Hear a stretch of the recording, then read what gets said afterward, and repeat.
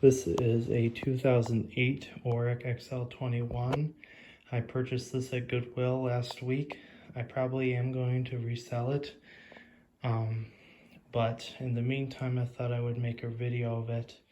Now, even though I am planning on reselling it, I will say this is my favorite Oreck for a couple different reasons.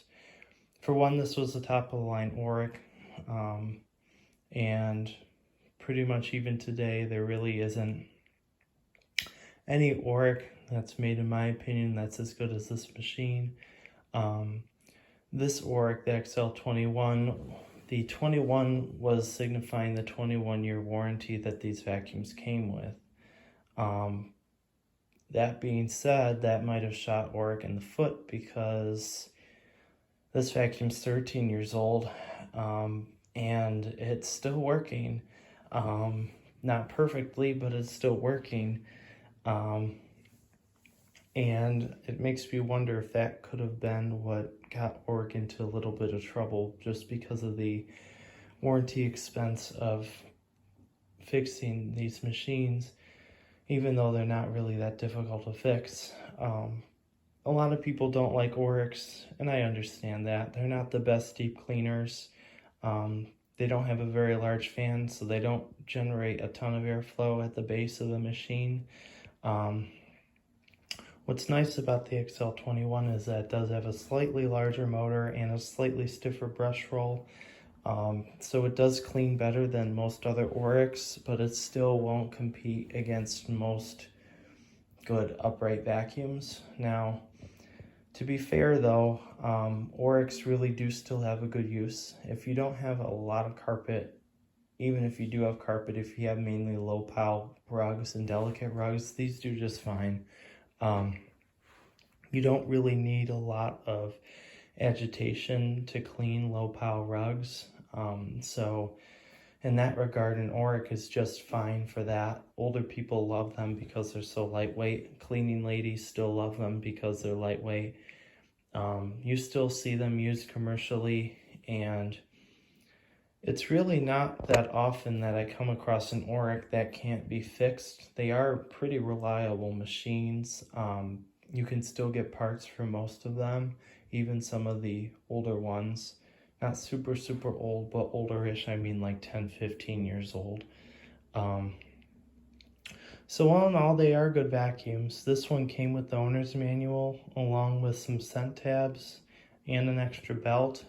So somebody at some point cared for this machine, and they were going for a pretty penny. This was a $750 vacuum back in 2008, but considering that it's still working 13 years later, I'd say that's really not that bad of a deal, considering how many vacuums normal people go through these days.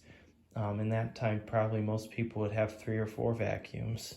So all in all, for what it is and what it was made for, it's really not a bad machine. I am going to switch it on. It really can't really adequately clean this Frise rug. It bogs down a lot. So I'm not going to use it for too long, but I will use it quickly.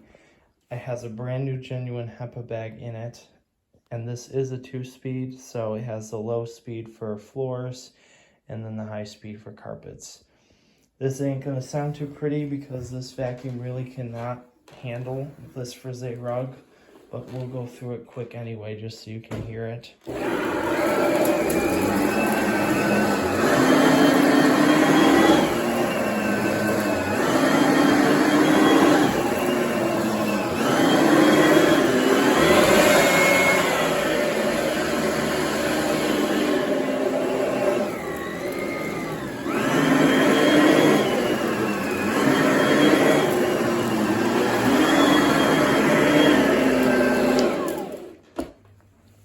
And it was picking up some stuff, and you can see it does pick up the rug a little bit at the end, so it's got some airflow to it.